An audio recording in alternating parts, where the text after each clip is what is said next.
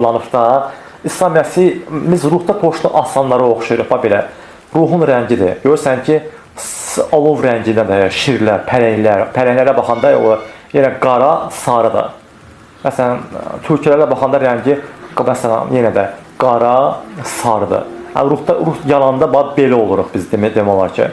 Məsələn, adicə şirlərə baxanda elə belə bənzəsə mənada məsələ şir adlanmıyor və müqəddəs kitab Bibliyada. Toşla onlar necə o surətdə, necə o görürsən ki, hansı pozda döyüşürlər, məsələn, şirlər, pələklər belə sol tərəfində, həmin vaxt ruh güclü yanır.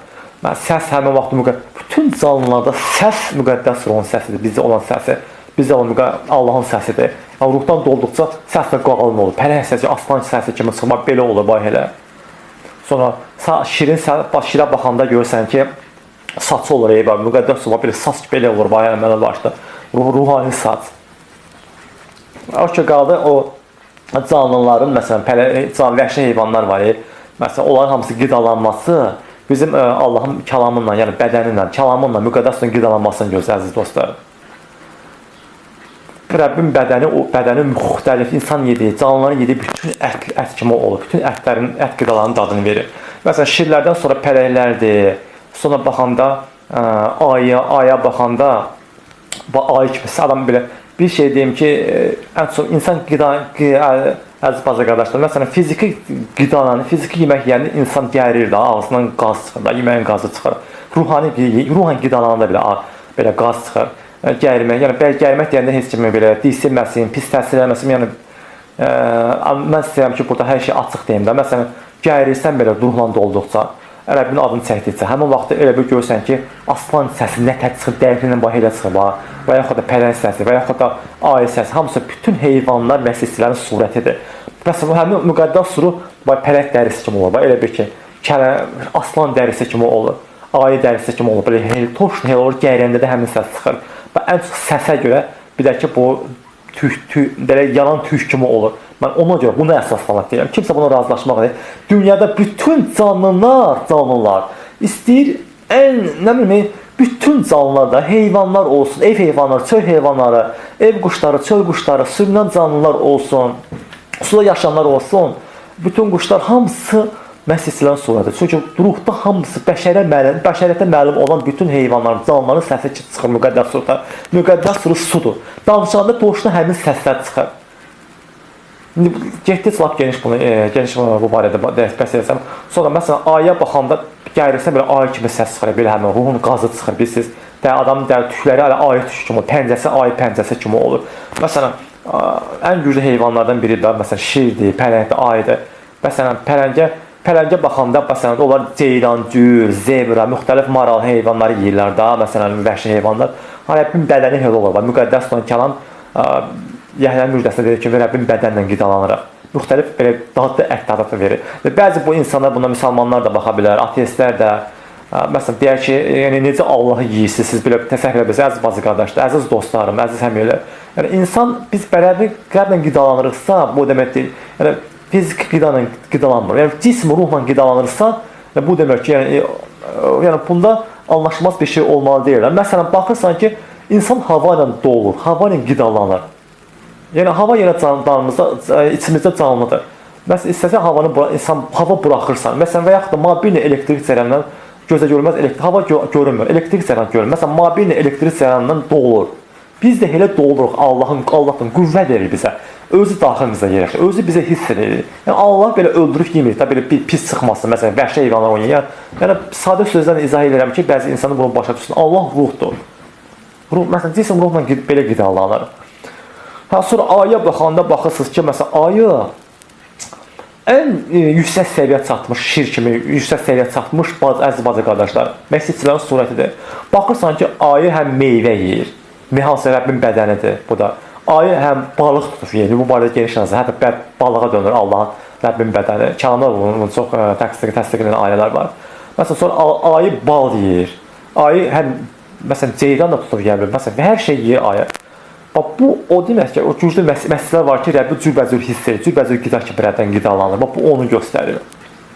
Sonra hətta inanın ki, İslam Məsihinin adını elə olur ki, müqəddəs suda belə bir görürsən ki, İsa Məsihin adını saniyədə bəlkə 7-8 dəfə adam çəkməli olur. Belə məsələn murdarlar hüzmələndə İsa Məsihin adını çəkəndə onlar çəkilir. Həmin vaxtda görsən ki, toşlu canavarların, çaqqalların, kaftarların, türkülərin, o genalar deyilir, kaftarlar, onların səsləri çıxır. Belə çox toşlu, dəqiqliklə həmin səslər çıxır, dəqiqliklə.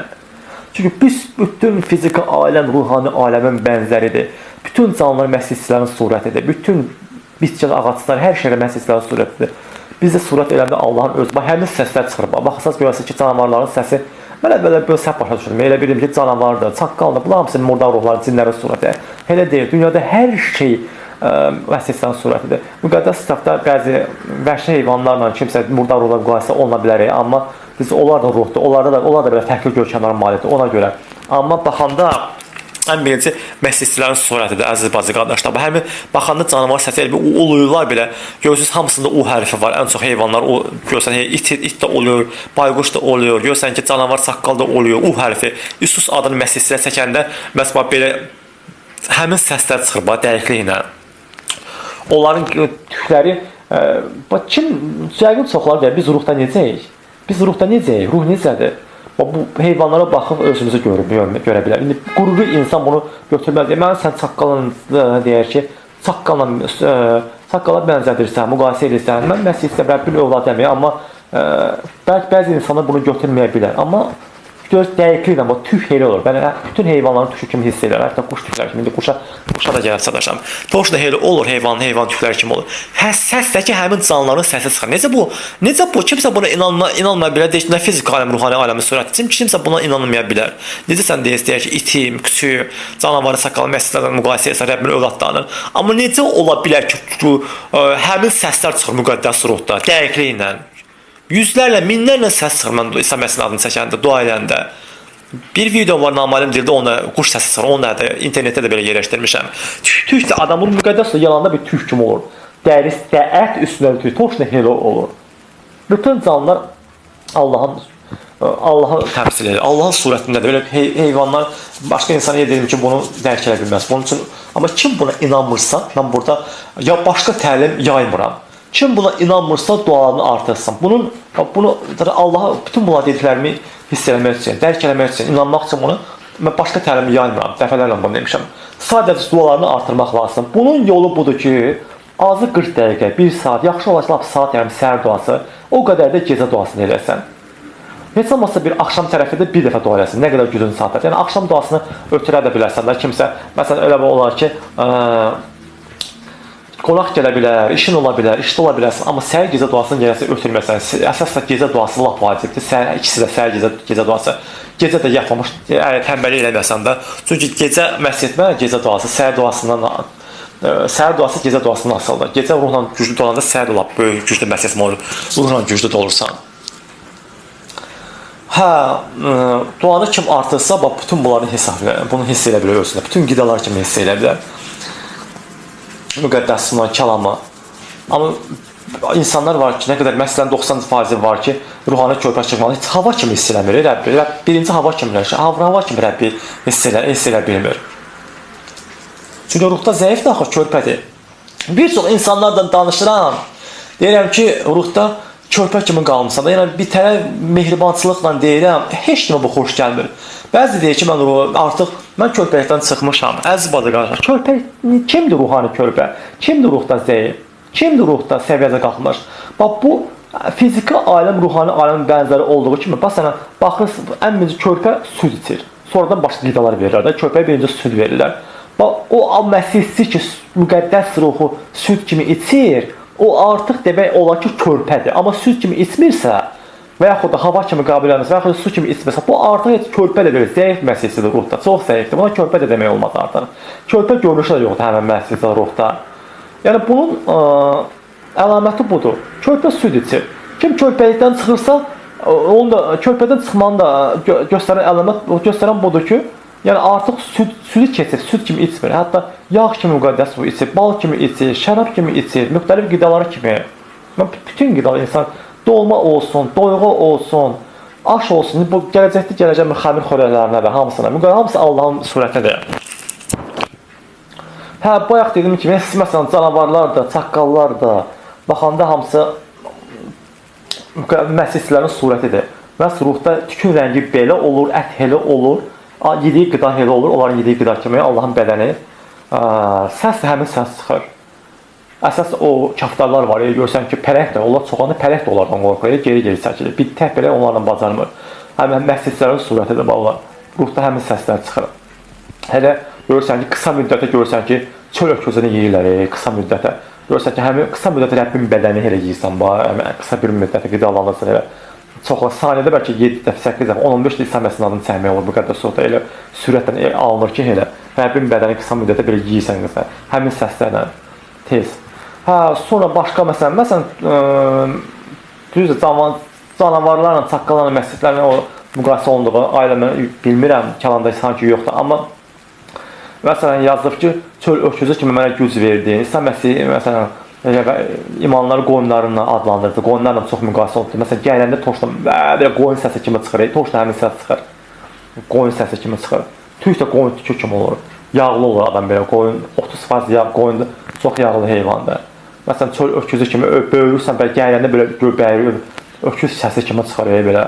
Alığın üstündə belə soxda, bunun ruhun rəngi də elə olur, öküz kimi, elə toşda özünü elə hiss edirsən. Və yaxud da keçi kimi qoyunlar və yaxud da ki, at kimi İsa Məsihinin adını çəkirsən, ruhda ruh belə dirənir belə. Toşda kişniyir, belə kişniyirsən, belə səslər çıxır. Sonra öküz səsi kimi dediyim yenə, bütün dəvə kimi, dəvə ən çox baxırsan ki, ən çox güclü ev heyvanlarına biraz bəhs edeyim, güclü məsihçilərin surətidir. Baxırsan ki, məsələn, dəvənin belində yağ əmələ, yaxında müqəddəsin belə yağ əmələ gəlir. Sonra dəvə nətər böyürür, toşda belə gələndə həmin səslər çıxır əziz bacı qardaş. Yəni, iblis mənə fikirlər belə göndərir ki, bəzən səsini eşidirəm ki, kimsə deyilsinəcək bundan, kimsə iyrənəcək, amma mən burada açıq demək istəyirəm. Gələndə heyvan səsləri kimi çıxır, amma İsa Məsihinin adını çəkir, dua edəndə quş səsləri kimi çıxır müqəddəs ruhda. Sonra yəni at kimi, at ən çox yüksək səviyyə çatmış məsihləri. Dəvəyə baxanda, məsələn, görürsən, məsələn, heyvan ot kimi kalam ota dönür, sonra deyəcəm, məsələn, bəzi heyvanlar ot yeyir, bəzi heyvanlar ət yeyir. Məsələn, dəvə görürsən ki, hətta belə tikanlı bitkilər yeyir, elə internetdə belə video baxırsan, məhətdən qalırsan. Doğrusu, məsihlər ki, Rəbbi güclü qidalanır. Əslən, bu heyvanlar barəsi mövzunu ət punktuna çatanda danışmalıydım. Heç də olmasa, biraz tez danışdım. Məsələn, türkü səsi kimi çıxır. Türklər məsihlərin surəti. Bu videoya kimsə qulaq atsa, xoşuna gəlməz. Kimsə türklə müqayisə olunur. Amma şükür ki, bu barədə protestantlar, məsələn, təhsil kəlamla sifət gətirməyəndə, sözünü qüvvətləndirməyəndə inanmırlardı. Amma türklər, məsələn, müqəddəs sifətdə bu barədə sifət gətirə bilərəm. Məsələn, Şimşon, İsrail hakimi, Şimşon tək başına hansı ki, 1000 nəfər filistini qırırdı. 300 türkünü buraxdı, filistlərin cüt-cüt bağlayıb, quyruqlarına fakildə, odlu fakil qoyub, buraxır filistlərin tarlalarına, zeytunluqlarına. Kimdir o 300 türkü? Kimi təmsil edir? Əlbəttə biz məsihçiləri. Fikir versəniz, görərsiniz ki, İbrahim Peyğəmbər 318 nəfər nökəri ilə, bəzi deyir ki, bu nökəri olmuyor, onun dostu olubdur, o tərcümə edilər. Fərqi yoxdur. 300 nəfər adamı, 318 nəfər adamı ilə, məsələn, padşahları məğlub edir, 300 nəfər. Bu, hətta ki, 300 nəfər türkü də məsihçilərin surətidir. 300, elə bir, seçilmişlərin tam elə bir sayıdır, əziz bazı qardaşlar. Hətta sizə deyim ki, köhnə əhdə peyğəmbərlərlə kahinlər sözü düz 300 dəfə yazılıbdır. Yəni, o türküləri bizi təmsil edir, o türkülər. Rəbbim bizi cüt-cüt, yəni yardımcıda deyilsən Məsih, Rəbb həmişə cüt-cüt göndərib da, məsələn, bütpərəstlərin böyle ruhani müharibədə. Məsələn, Musa ilə Harun, məsələn, İsa Məsihdə müjdə yazılır ki, cüt-cüt göndərirdi təbliğ eləməyə. Mələkləri belə cüt-cüt göndərdi Allah.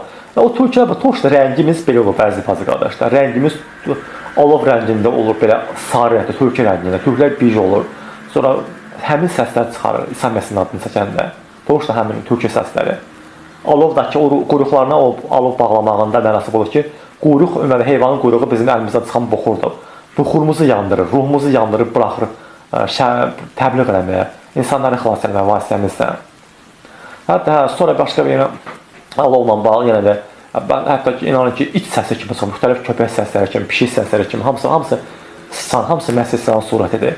Məsələn, itlər, iç səs, görürsən, İsus deyirsən, ruhda müqəddəs sudur da, yanında hava kimi, belə, İsus, boşdan belə iç səsi kimi çıxır. İtlər, yəni, yenə dediyim kimi, heç kimi qoy pis olmasın ki, mən itdən müqayisə olursan, itlər ən çox köhnə müqəddəslər Bibliyada, məsələn, bütpərəstlərlə, murdar ruhlarla müqayisə olunurdu. Əsas itlər, məsələn, bütpərəst itlərin qabağına mirvalər atını rədd edir, bayaq və yaxud da başqa yerdə var. Amma yenə də ki, bütün canlılar ən birinci heyvanlar hamısı məsihlərin surətidir.